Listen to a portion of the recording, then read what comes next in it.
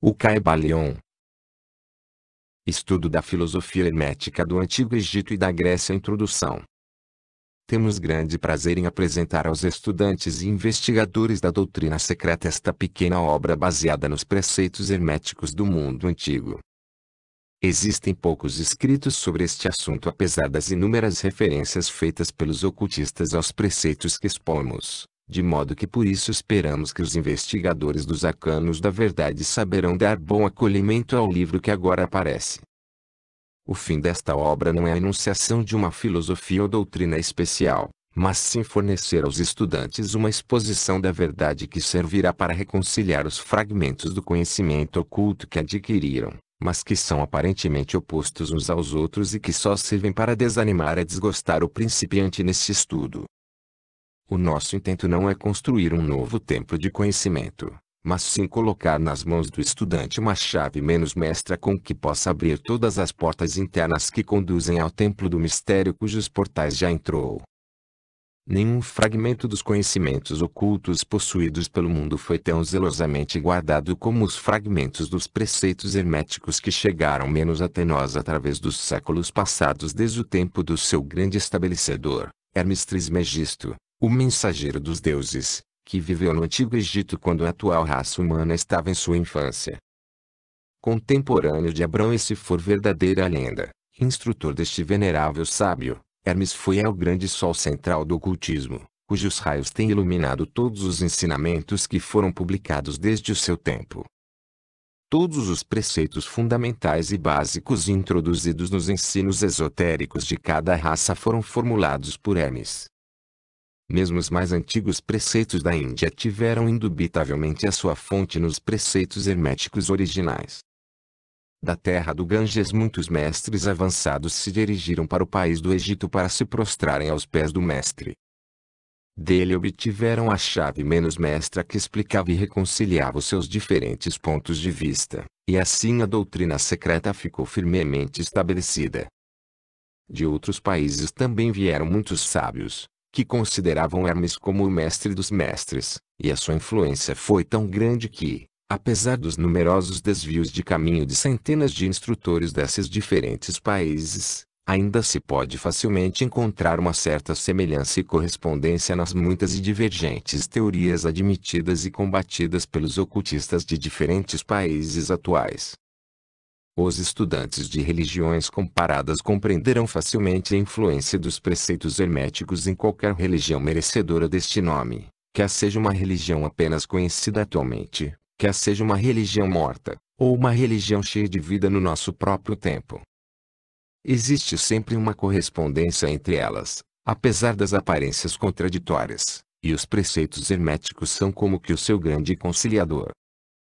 A obra de Hermes parece ter sido feita com o fim de plantar a grande verdade menos semente, o que se desenvolveu e germinou em tantas formas estranhas, mais depressa do que se teria estabelecido uma escola de filosofia que dominasse o pensamento do mundo.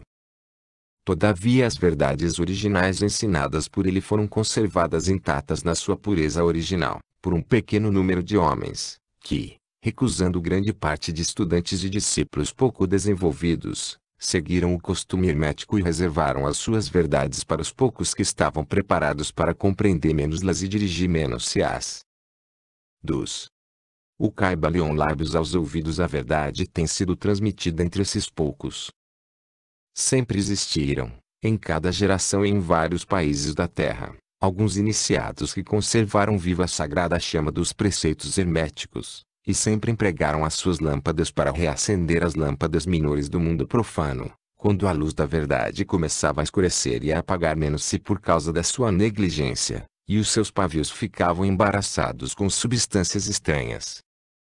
Existiu sempre um punhado de homens para cuidar do altar da verdade, em que mantiveram sempre acesa a lâmpada perpétua da sabedoria. Estes homens dedicaram a sua vida a esse trabalho de amor que o poeta muito bem descreveu nestas linhas: "Oh, não deixeis apagar a chama, mantida de século em século nessa escura caverna, neste templo sagrado sustentada por puros ministros do amor. Não deixeis apagar esta divina chama." Estes homens nunca procuraram aprovação popular, nem grande número de prosélitos.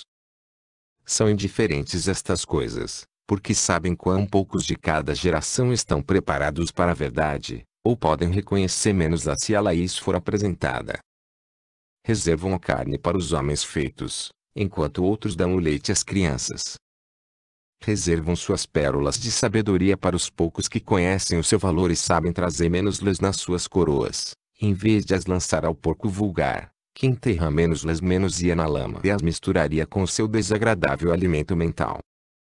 Mas esses poucos não esqueceram nem desprezaram os preceitos originais de Hermes, que tratam da transmissão das palavras da verdade aos que estão preparados para receber menos lá, a respeito dos quais diz o Caibalion: em qualquer lugar que se achem os vestígios do mestre, os ouvidos daqueles que estiverem preparados para receber o seu ensinamento se abrirão, completamente. E ainda, quando os ouvidos do discípulo estão preparados para ouvir, então vêm os lábios para encher menos-los com sabedoria. Mas a sua atitude habitual sempre esteve estritamente de acordo com outro aforismo hermético também do Caibalion: os lábios da sabedoria estão fechados, exceto aos ouvidos do entendimento.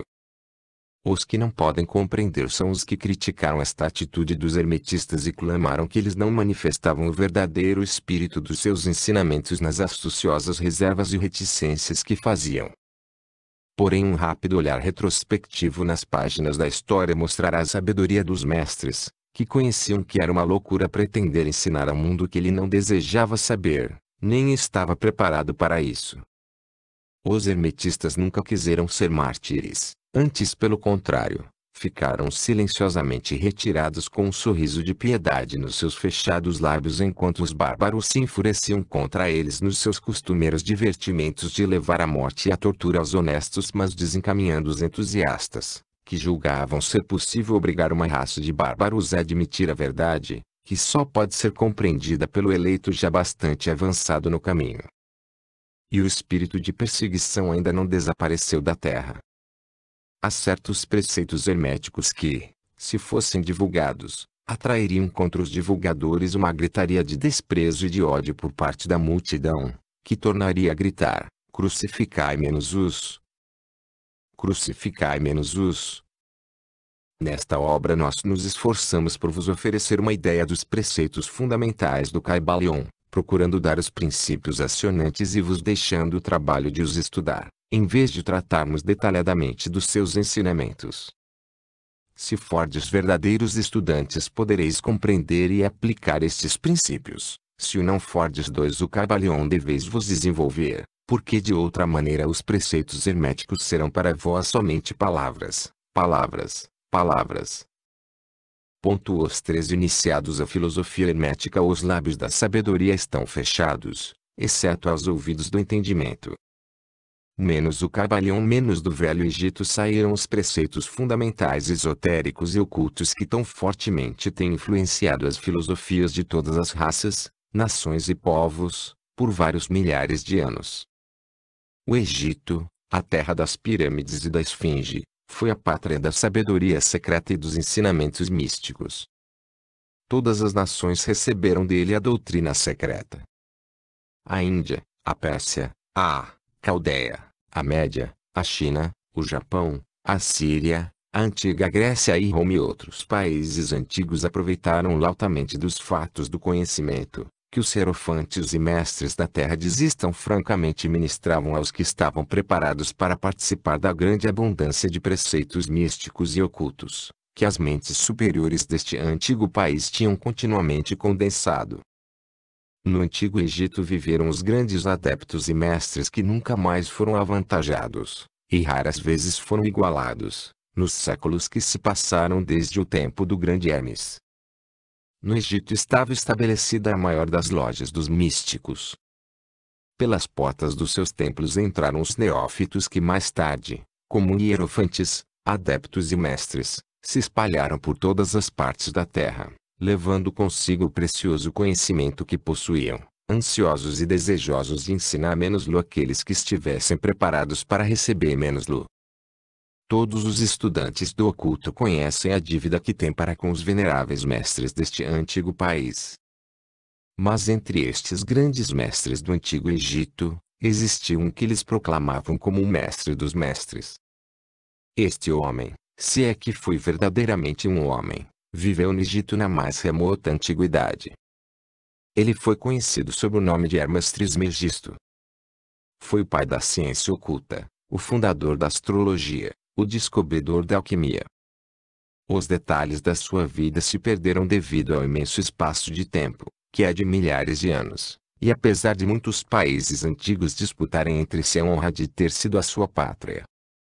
A data da sua existência no Egito, na sua última encarnação neste planeta, não é conhecida agora, mas foi fixada nos primeiros tempos das mais remotas dinastias do Egito, muito antes do tempo de Moisés.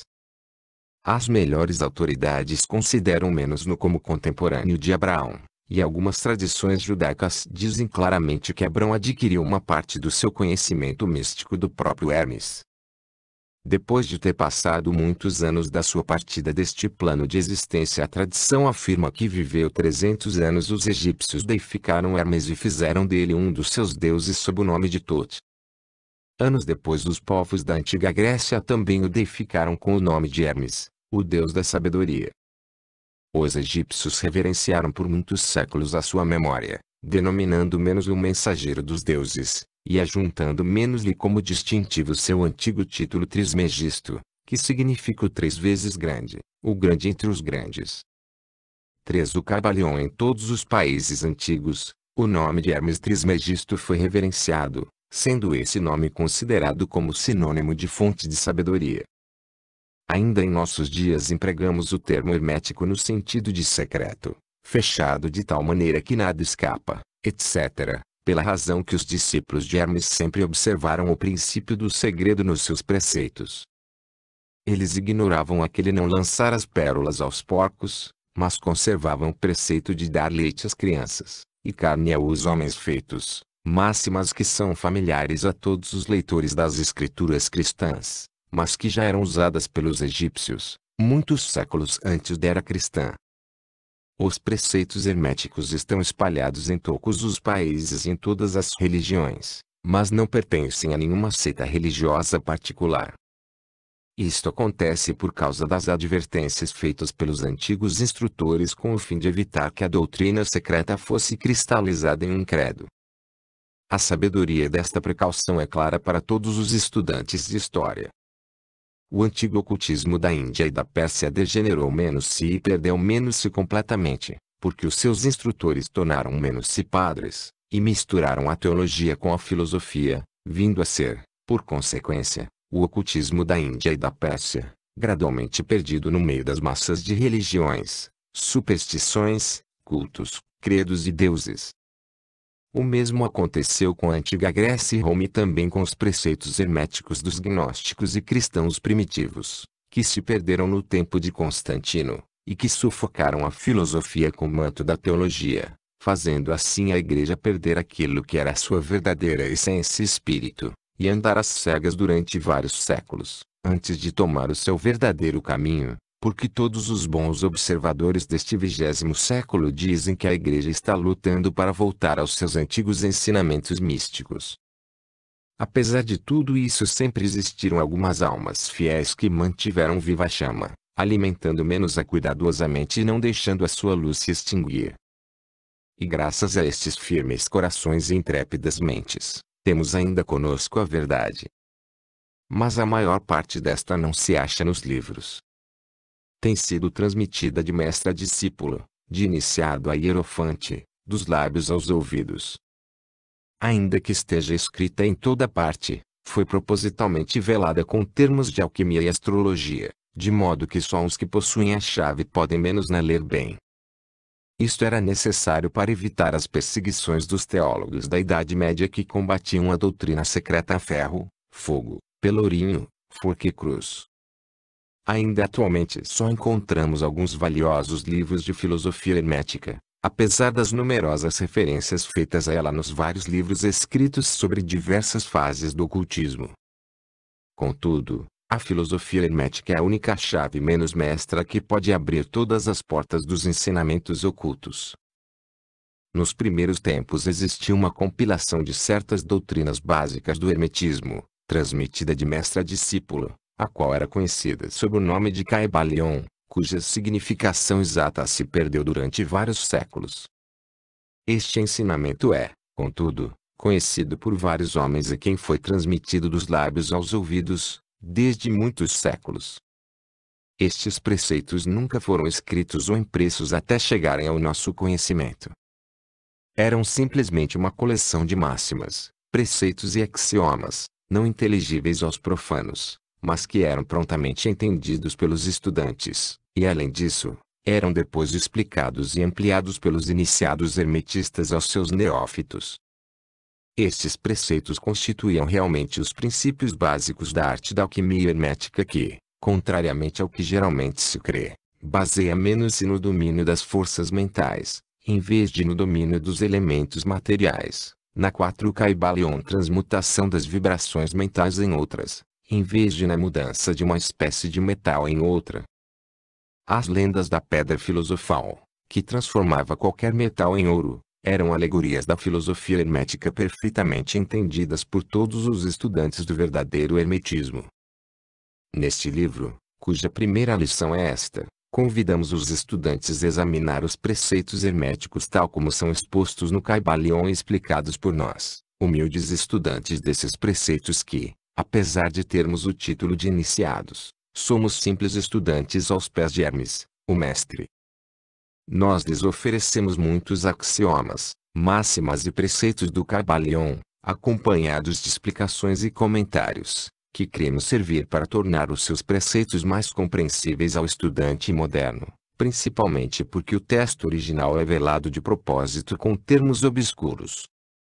As máximas, os axiomas e preceitos originais do Kybalion são impressos em tipo diferente do tipo geral da nossa obra.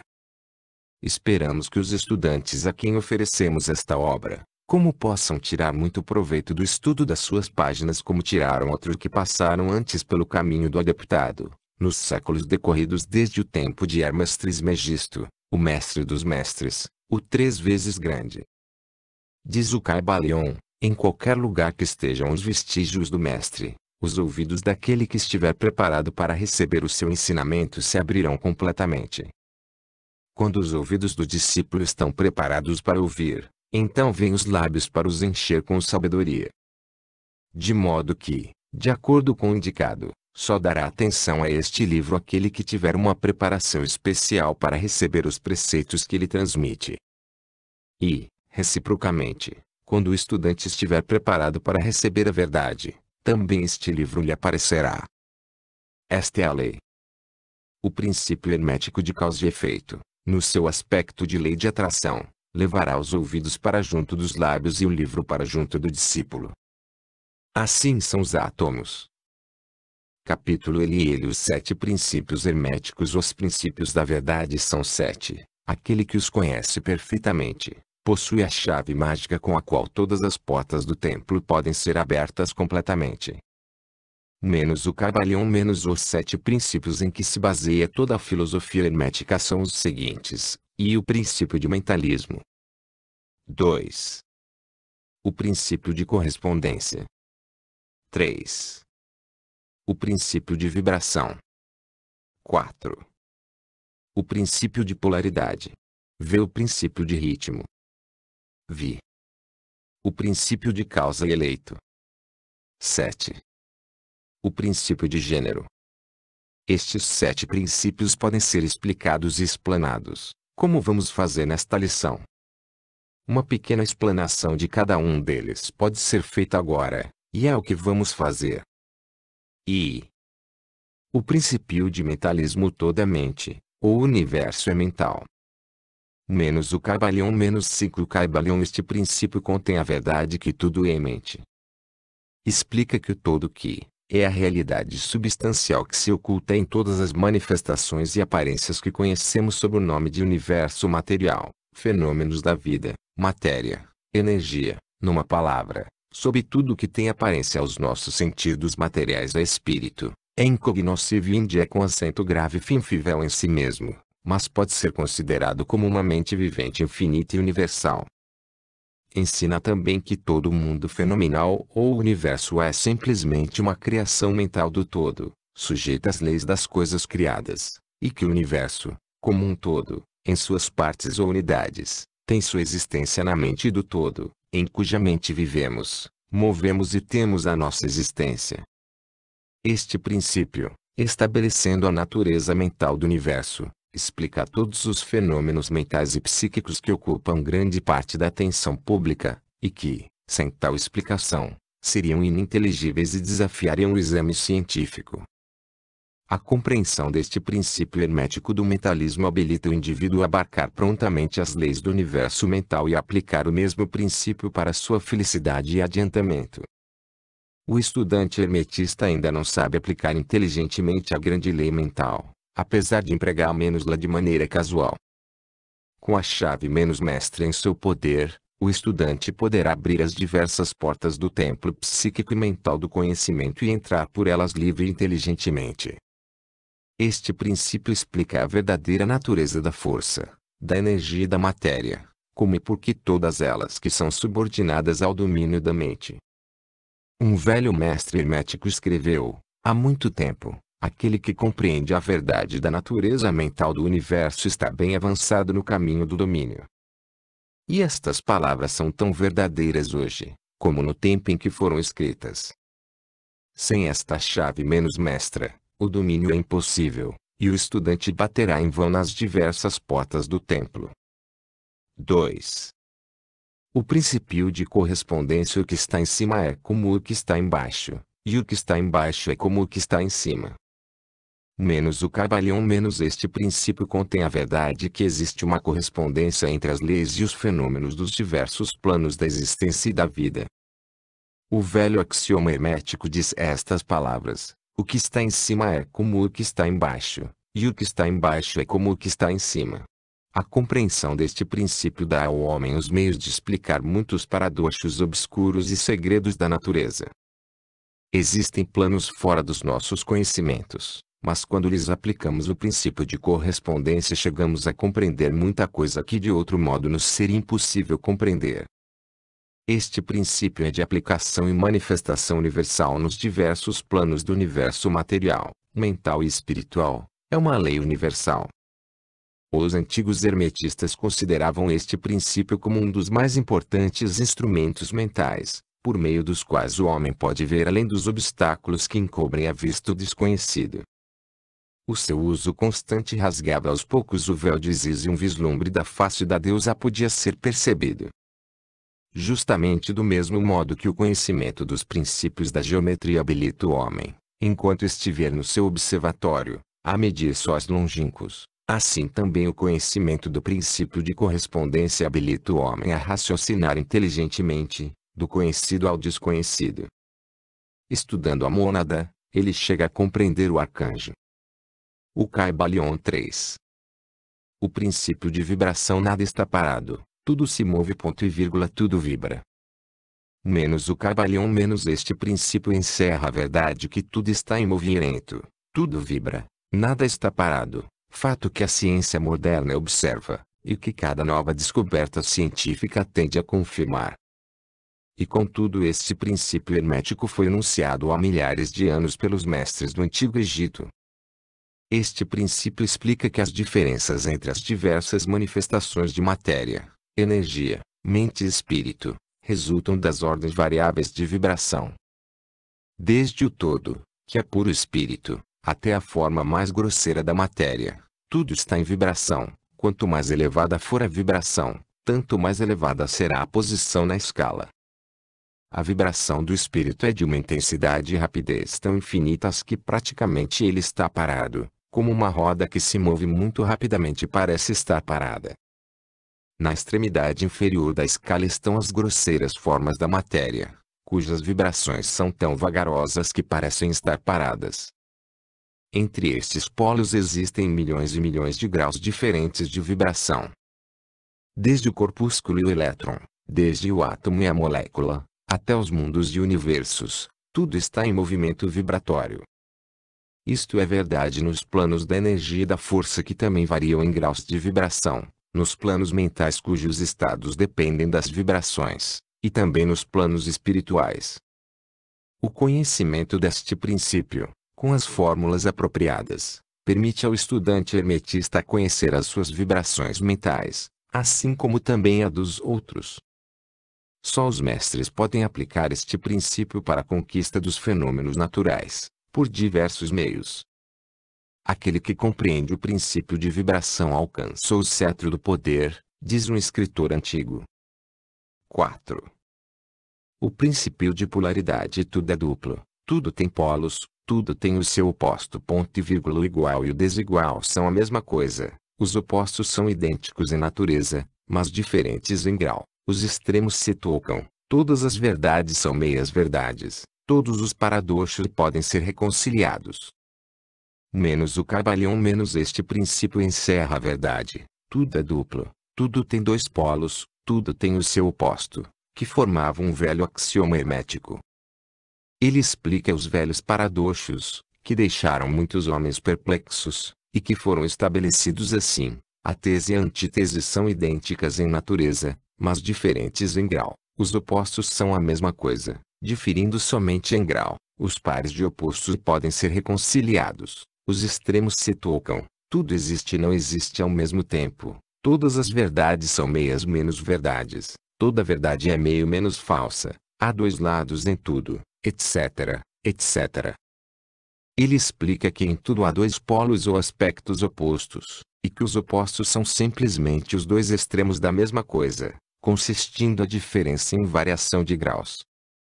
Por exemplo, o calor e o frio, ainda que sejam opostos, são a mesma coisa, e a diferença que há entre eles consiste simplesmente na variação de graus dessa mesma coisa. Olhai para o vosso termômetro e vede se podereis descobrir onde termina o calor e começa o frio. Não há coisa de calor absoluto ou de frio absoluto. Os dois termos calor e frio indicam somente a variação de grau da mesma coisa, e que essa mesma coisa que se manifesta como calor e frio nada mais é que uma forma, variedade e ordem de vibração. O Kybalion assim o calor e o frio são unicamente os dois polos daquilo que chamamos calor, e os fenômenos que daí decorrem são manifestações do princípio de polaridade. O mesmo princípio se manifesta no caso da luz e da obscuridade, que são a mesma coisa, consistindo a diferença simplesmente nas variações de graus entre os dois polos do fenômeno onde cessa a obscuridade e começa a luz. Qual é a diferença entre o grande e o pequeno? Entre o forte e o fraco? Entre o branco e o preto? Entre o perspicaz e o nécio? Entre o alto e o baixo? Entre o positivo e o negativo? O princípio de polaridade explica estes paradoxos e nenhum outro princípio pode exceder -lo. O mesmo princípio opera no plano mental.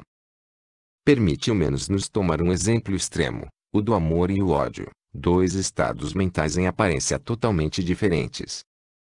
E, apesar disso, existem graus de ódio e graus de amor, e um ponto médio em que usamos dos termos igual ou desigual, que se encobrem mutuamente de modo tão gradual que às vezes temos dificuldades em conhecer o que nos é igual, desigual ou nenhum nem outro.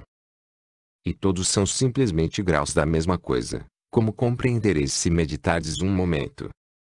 E mais do que isto, coisa que os hermetistas consideram de máxima importância, é possível mudar as vibrações de ódio em vibrações de amor, na própria mente de cada um de nós e nas mentes dos outros. Muitos de vós, que ledes estas linhas, tiveram experiências pessoais da transformação do amor em ódio ou do inverso, quer isso se desse com eles mesmos, quer com outros. Podeis, pois, tornar possível a sua realização, exercitando o uso da vossa vontade por meio das fórmulas herméticas. Deus e o diabo são, pois, os polos da mesma coisa, e o hermetista entende a arte de transmutar o diabo em Deus, por meio da aplicação do princípio de polaridade. Em resumo, a arte de polaridade fica sendo uma fase da alquimia mental, conhecida e praticada pelos antigos e modernos mestres hermetistas. O conhecimento do princípio habilitará o discípulo a mudar a sua própria polaridade, assim como a dos outros, se ele consagrar o tempo e o estudo necessário para obter o domínio da arte. V. O princípio de ritmo. Tudo tem fluxo e refluxo, tudo, em suas marés, tudo sobe e desce, tudo se manifesta por oscilações compensadas, A medida do movimento à direita é a medida do movimento à esquerda, o ritmo é a compensação. Menos o Kybalion menos este princípio contém a verdade que em tudo se manifesta um movimento para diante e para trás, um fluxo e refluxo, um movimento de atração e repulsão, um movimento semelhante ao do pêndulo, uma maré enchente e uma maré vazante, uma maré menos alta e uma maré baixa, entre os dois polos, que existem, conforme o princípio de polaridade de que tratamos há pouco. Existe sempre uma ação e uma reação, uma marcha e uma retirada, uma subida e uma descida. Isto acontece nas coisas do universo, nos sóis, nos mundos, nos homens, nos animais, na mente, na energia e na matéria. Esta lei é manifesta na criação e destruição dos mundos, na elevação e na queda das nações, na vida de todas as coisas, e finalmente nos estados mentais do imenso homem. E é com estes últimos que os hermetistas reconhecem a compreensão do princípio mais importante. Os hermetistas compreenderam este princípio, reconhecendo a sua aplicação universal, e descobriram também certos meios de dominar os seus efeitos no próprio ente com o emprego de fórmulas e métodos apropriados. Eles aplicam a lei mental de neutralização. Eles não podem anular o princípio ou impedir as suas operações, mas aprenderam como se escapa dos seus efeitos na própria pessoa, até um certo grau que depende do domínio deste princípio. Aprenderam como empregar menos Lu, em vez de serem empregados por ele. O Kybalion neste e outros métodos consiste a arte dos hermetistas. O mestre dos hermetistas polariza-se até o ponto em que desejar, e então neutraliza a oscilação rítmica pendular que tenderia a arrastar menos Lu ao outro polo. Todos os indivíduos que atingiram qualquer grau de domínio próprio executam isto até um certo grau, mais ou menos inconscientemente, mas o mestre o faz conscientemente com o uso da sua vontade, atingindo um grau de equilíbrio e firmeza mental quase impossível de ser acreditado pelas massas populares que vão para diante e para trás como um pêndulo.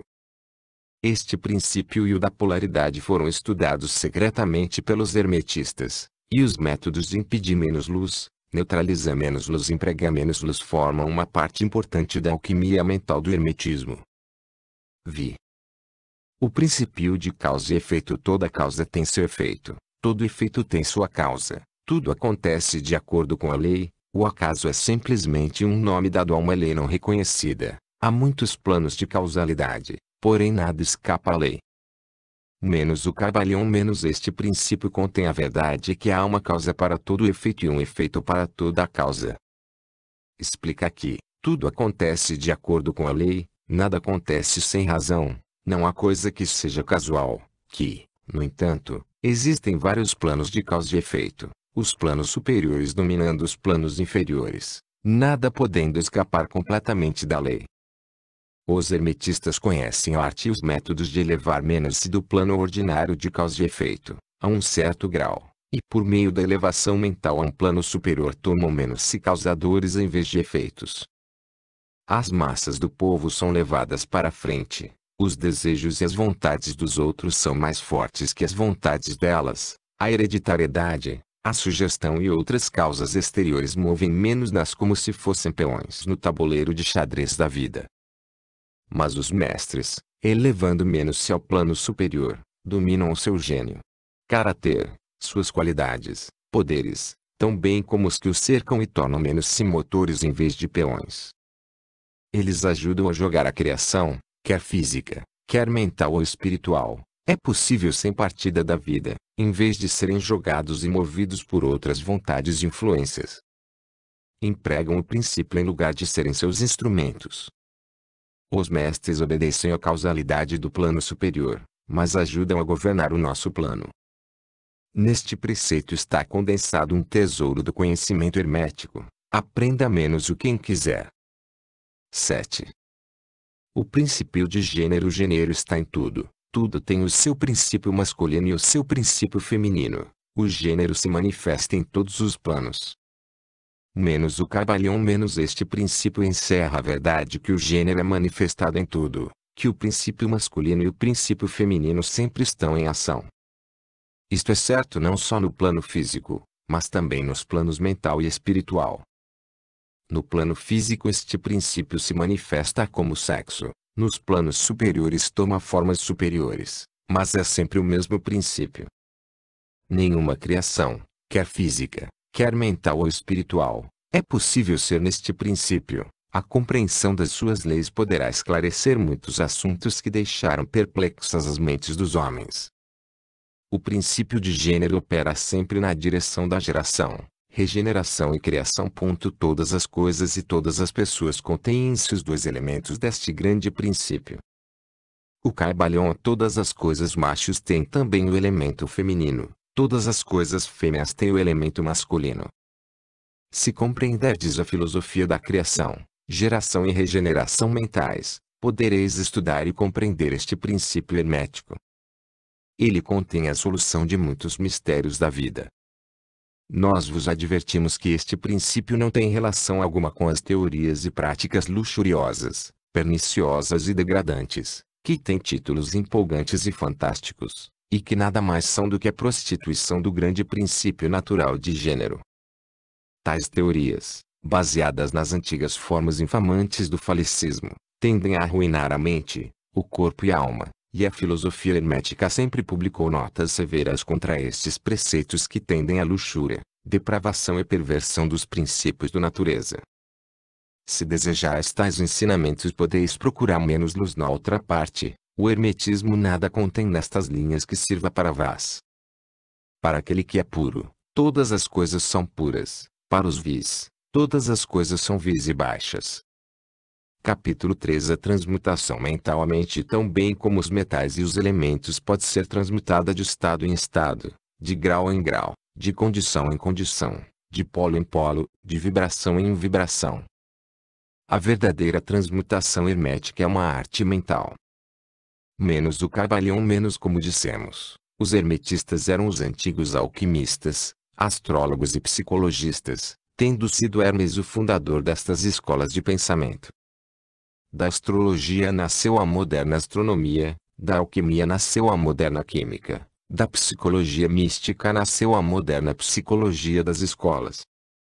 Mas não se pode supor que os antigos ignoravam aquilo que as escolas modernas pretendem ser sua propriedade exclusiva e especial.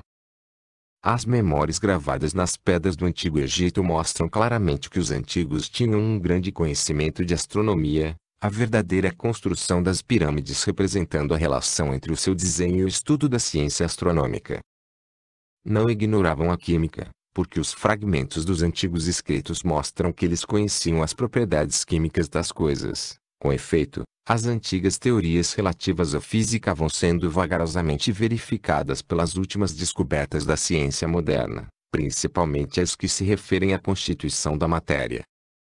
Não se deve crer que eles ignoravam as chamadas descobertas modernas em psicologia. Pelo contrário, os egípcios eram especialmente versados na ciência da psicologia, particularmente nos ramos que as modernas escolas ignoram, que, não obstante, têm sido encobertos sob o nome de ciência psíquica, que é a confusão dos psicólogos da atualidade, fazendo menos com a repugnância admitir que afinal pode haver alguma coisa nela.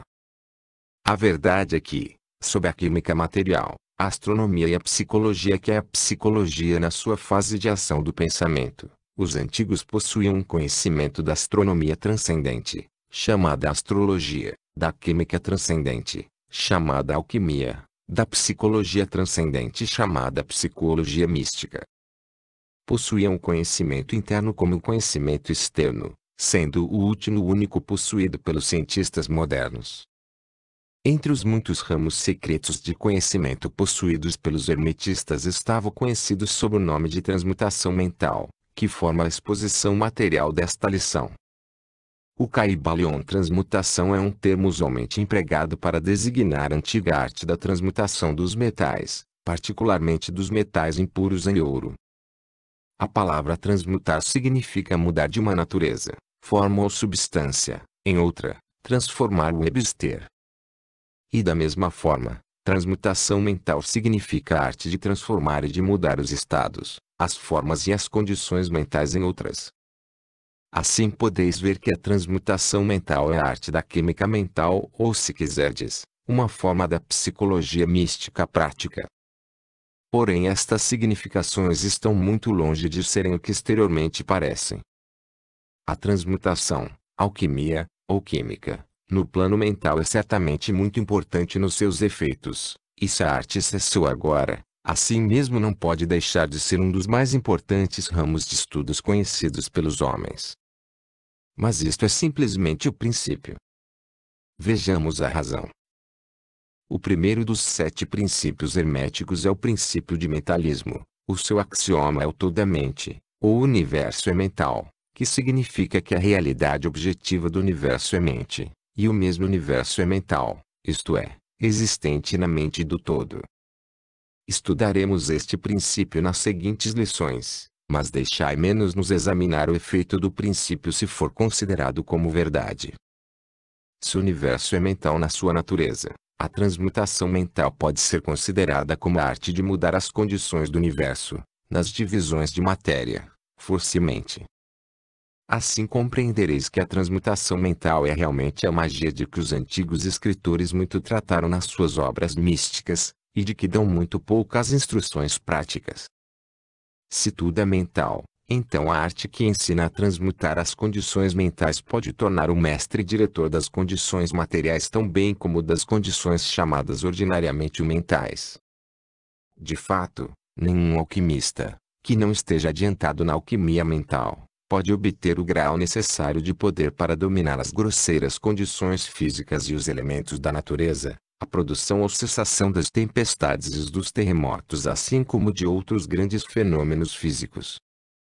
Que tais homens tenham existido e existam ainda hoje, é matéria da maior certeza para todos os ocultistas adiantados de todas as escolas.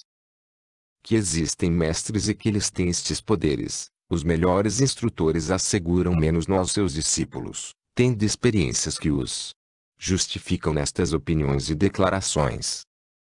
Estes mestres não exibem em público os seus poderes, mas procuram o afastamento do tumulto dos homens, com o fim de abrir melhor o seu caminho na senda do conhecimento. Mencionamos aqui sua existência simplesmente com o fim de chamar a vossa atenção para o fato de que o seu poder é inteiramente mental, e de que eles operam conforme as linhas da mais elevada transmutação mental, e em conformidade com o princípio hermético de mentalismo. O universo é mental ou Kybalion. Porém os discípulos e os hermetistas de grau inferior aos mestres menos os iniciados e instrutores menos podem facilmente operar pelo plano mental ao praticar a transmutação mental. Com efeito, tudo o que chamamos fenômenos psíquicos, influência mental, ciência mental, fenômenos de novo pensamento, etc., se realiza conforme a mesma linha geral, porque nisto está mais um princípio oculto, do que a matéria cujo nome é dado ao fenômeno.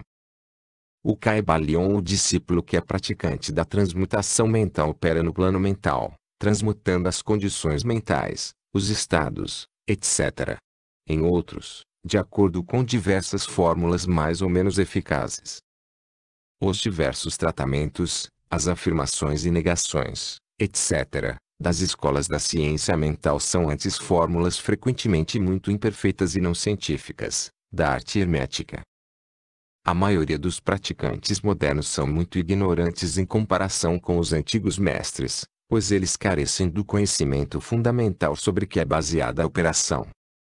Não somente os próprios estados mentais podem ser mudados ou transmutados pelos métodos herméticos, mas também os estados mentais dos outros podem ser, e mesmo são constantemente transmutados na mesma direção, quase sempre inconscientemente, mas às vezes conscientemente, por uma pessoa que conheça as leis e os princípios, nos casos em que a pessoa influenciada não esteja informada dos princípios da proteção própria. E, ainda mais, como sabem diversos discípulos e praticantes da moderna ciência mental, toda condição material que depende das mentes dos outros pode ser mudada ou transmutada de acordo com o desejo, a vontade e os tratamentos reais da pessoa que deseja mudar as condições da vida. Na atualidade o público está informado geralmente destas coisas, que não julgamos necessário mencionar menos-as por extenso, porque o nosso propósito a este respeito é simplesmente mostrar a arte e o princípio hermético de polaridade.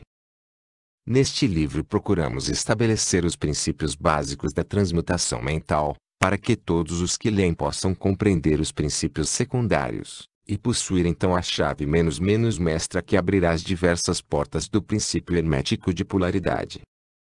Vamos fazer agora uma consideração sobre o primeiro dos 7 princípios herméticos, o princípio de mentalismo, que afirma a verdade que toda mente, ou universo é mental, conforme as palavras do Kybalion. Pedimos uma atenção íntima e um estudo cuidadoso deste grande princípio, da parte dos nossos discípulos, porque ele é realmente o princípio básico de toda a filosofia hermética e da arte hermética de transmutação mental. Capítulo 4. Tudo sobre as aparências do universo, do tempo e do espaço e da mobilidade, está sempre encoberta a realidade substancial, a verdade fundamental. Menos o Kybalion menos a substância é aquilo que se oculta debaixo de todas as manifestações exteriores, a essência, a realidade essencial, a coisa em si mesma, etc. Substancial é aquilo que existe atualmente, que é elemento essencial, que é real, etc. A realidade é um estado real, verdadeiro, permanente, duradouro, atual de um ente. Debaixo e dentro de todas as aparências ou manifestações exteriores, sempre houve uma realidade substancial. Esta é a lei. O homem, considerando o universo, de que é simplesmente uma partícula, observa que tudo se transforma em matéria, em forças e em estados mentais. Ele conhece que nada é real, mas que, pelo contrário, tudo é móvel e condicional. Nada está parado, tudo nasce, cresce e morre. No momento em que uma coisa chega a seu auge, logo começa a declinar. A lei do ritmo está em constante ação. Não há realidade, qualidade duradoura, fixidez ou substancialidade em qualquer coisa que, seja, nada é permanente. 2. O Kybalion tudo se transforma. O homem que observa as leis do universo vê que todas as coisas evoluem de outras coisas, e resolvem menos sem outras. Vê uma constante ação e reação, um fluxo e refluxo, uma criação e destruição, o nascimento, crescimento e a morte. Nada é permanente, tudo se transforma. Se esse homem for um pensador ativo, ele realizará todas essas coisas mudáveis, que serão, contudo, aparências ou manifestações exteriores da mesma força oculta, da mesma realidade substancial. Todos os pensadores de todos os países e todas as épocas compreenderam a necessidade de ser admitida a existência desta realidade substancial. Todas as filosofias dignas deste nome acham menos-se baseadas nesta opinião. Os homens deram a esta realidade substancial muitas denominações, muitos designaram menos-na sob o termo divindade sob diversos títulos, outros chamaram menos-na eterna e infinita energia. Outros ainda deram menos-lhe simplesmente o nome de matéria, mas todos reconheceram a sua existência. Isto é evidente por si mesmo, não é necessário argumentos. Nestas lições seguiremos o exemplo de muitos grandes pensadores antigos e modernos menos os mestres hermetistas menos e designaremos esta força oculta, esta realidade substancial sob o nome de o todo. Termo que consideramos como o mais compreensível dos diversos termos empregados pelo homem para designar aquele que cede toclos os nomes e toclos os termos. Aceitamos e ensinamos as ideias dos grandes pensadores herméticos de todos os tempos, assim como as destas almas iluminadas, que galgaram elevados planos de existência, e que afirmam a natureza íntima do todo ser incognoscível. Isto é assim que ninguém pode compreender pelo próprio todo por a natureza e a existência íntima dele. Os hermetistas pensam e ensinam que o todo, em si mesmo, é e será sempre incognoscível. Eles consideram todas as teorias, conjecturas e especulações dos teólogos e metafísicos a respeito da natureza íntima do todo, como esforços infantis das mentes finitas para compreender o segredo do infinito. Tais esforços sempre desviaram e desviarão da verdadeira natureza do seu fim. Uma pessoa que prossegue em tais investigações vai, de circuito em circuito no labirinto do pensamento, prejudicar o seu são raciocínio, a sua ação e a sua conduta, até ficar totalmente inutilizada para o trabalho da vida. É como o esquilo, que furiosamente corre dentro da redondeza da sua gaiola, caminhando sempre sem nunca chegar em parte alguma. E parando só quando se assusta, é enfim um prisioneiro. Porém são ainda mais presunçosos os que atribuem ao todo a personalidade, as qualidades e propriedades menos característicos e atributos deles mesmos, e querem que o todo tenha emoções, sensações e outros característicos humanos que estão abaixo das pequenas qualidades do gênero humano, tais como a inveja, o desejo de lisonjas e louvores, desejo de oferendas e adorações, e todos os outros atributos que sobrevivem desde a infância da raça. Tais ideias não são dignas de pessoas maduras e vão sendo rapidamente abandonadas. Vem a propósito dizer aqui que fazemos distinção entre a religião e a teologia, entre a filosofia e a metafísica.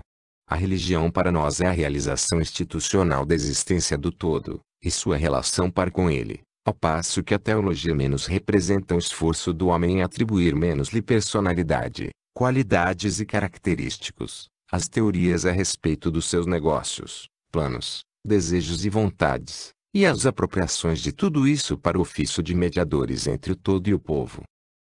3. O Kybalion. A filosofia é, para nós, a investigação de acordo com o conhecimento das coisas conhecidas e concebíveis, ao passo que a metafísica é o intento de levar a investigação às regiões incognoscíveis e inconcebíveis e além dos seus limites, com a mesma tendência que a teologia.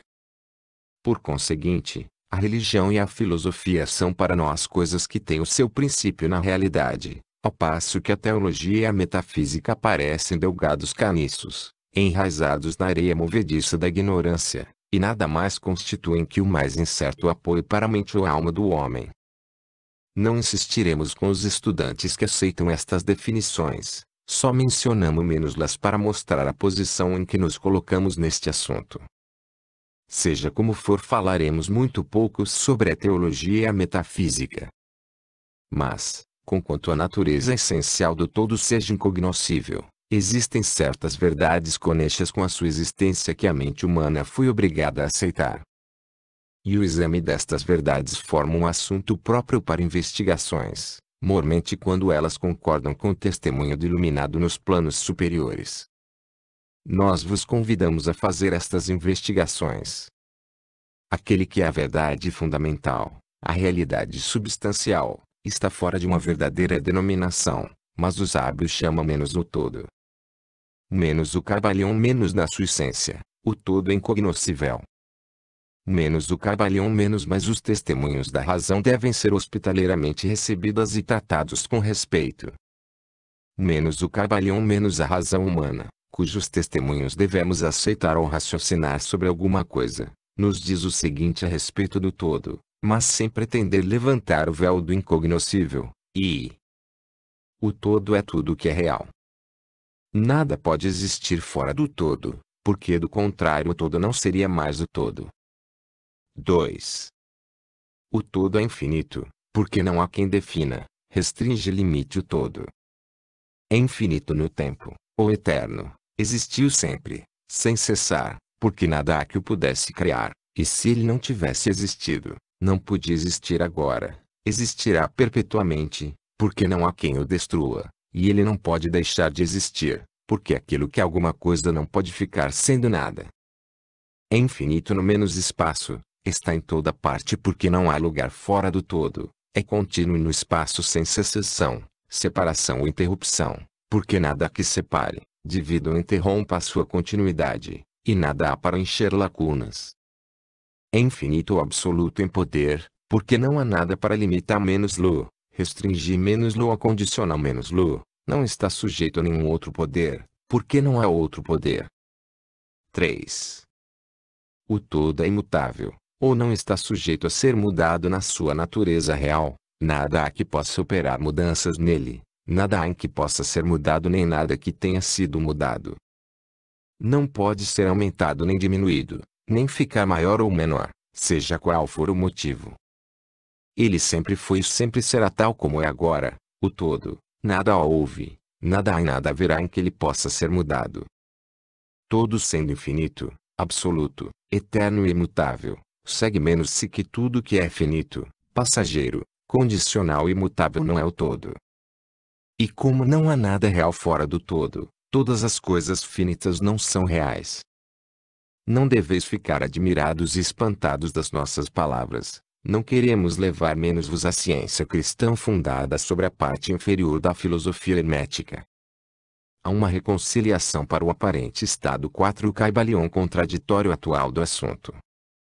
Tende paciência, que nós trataremos deste assunto em seu tempo. Vemos ao redor de nós que aquilo que se chama matéria constitui o princípio de todas as formas. É o todo simplesmente matéria? Absolutamente não.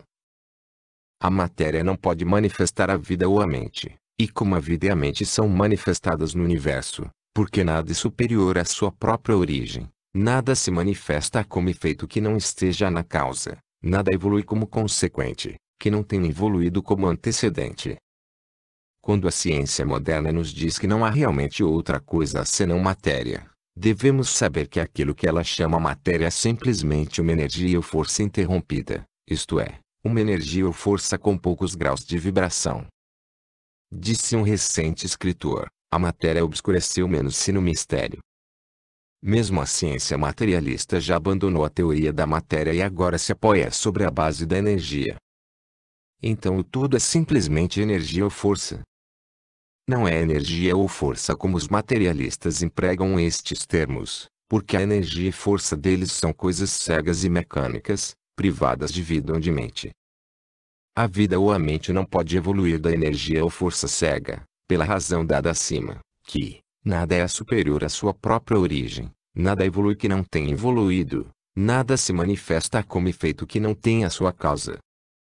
E assim o todo não pode ser simplesmente energia ou força. Porque, se assim fosse, não teriam existência a vida e a mente, e nós sabemos muito bem que elas existem, porque somos nós os que temos vida, e que empregamos a mente para considerar esta questão, assim como os que pretendem que a energia ou força é tudo. Que é, pois, que sabemos existir no universo, que é superior à matéria ou à energia. A vida e a mente. A vida e a mente em todos os seus diversos graus de desenvolvimento. Então, perguntais, quereis dizer que o todo é vida e mente? Sim e não é a nossa resposta. Se entendeis a vida e a mente como nós pobres mortais conhecemos menos-las, diremos, não. O todo não é isto. Mas, que natureza de vida e de mente quereis significar? Direis vós. A resposta é, a mente vivente, muito acima do que os mortais conhecem por essas palavras. Como a vida e a mente são superiores às forças mecânicas ou à matéria, a infinitamente é muito superior em comparação à vida e à mente finita. Queremos exprimir o que as almas iluminadas significam ao pronunciarem reverentemente a palavra espírito. O todo é infinitamente vivente, o iluminado chama menos a espírito. Capítulo V. O universo mental. O universo é mental, ele está dentro da mente do todo. Menos o Caibalion menos o todo é espírito. Mas que é espírito? Esta pergunta não pode ser respondida, porque a sua definição seria praticamente a do todo, que não pode ser explicado nem definido.